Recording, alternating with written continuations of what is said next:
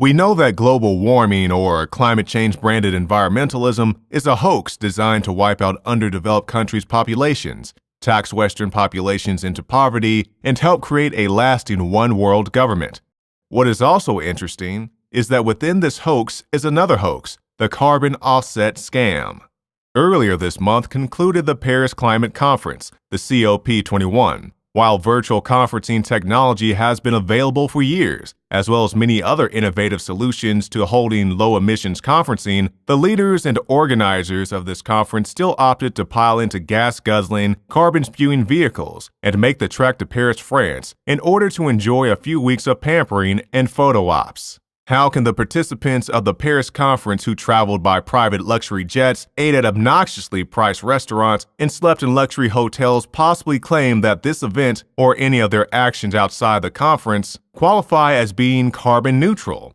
That's simple. They all purchase carbon offsets.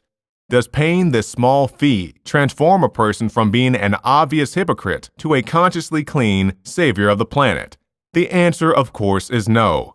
Carbon offsets are nothing more than another globalist racket designed to keep the global warming climate change hoax alive. According to CarbonNeutral.com, carbon offsetting is the use of carbon credits to enable businesses to compensate for their emissions, meet their carbon reduction goals, and support the move to a low-carbon economy. The explanation continues. Carbon offsetting delivers finance to essential renewable energy, forestry, and resource conservation projects which generate reduction in greenhouse gas emissions. In other words, it's a permission slip for corporate polluters and decadent elitists to pollute as they like. Unfortunately for the banksters, politicians, and celebrities who are involved in this con game, carbon offsets have been exposed and documented year after year as being a worthless scam.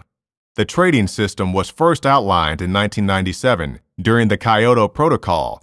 Today, the carbon offset market is not just infested with countless scams, hackers, and con artists, but the offset credits themselves are fraudulent, according to an article published January 30th, 2015 by ForeignPolicy.com, entitled "The Hack That Warmed the World." Back in 2007, a Vatican cardinal stood before cameras and received a certificate declaring the Holy See the world's first carbon-neutral sovereign state. But not one tree of the Vatican climate forest was ever planted. In Africa, some reforestation projects have reportedly sold the same offsets to 2 or 3 different buyers. UK regulators announced in November 2013 that they had shut down 19 companies for using offset sales to scam investors out of some $38.7 million.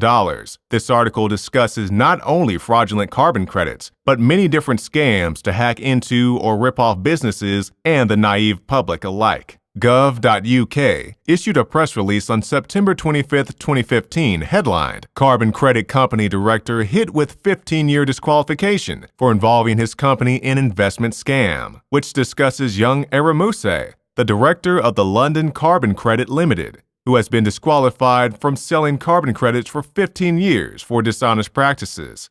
And when there is fraud or a good scam, you know that the Clintons cannot be far behind. On his own website, Eramuse boasts that London Carbon Credit Company is pleased to announce that it will soon be able to offer its clients carbon credits from Bill Clinton's Clinton Climate Initiative, part of the Clinton Foundation.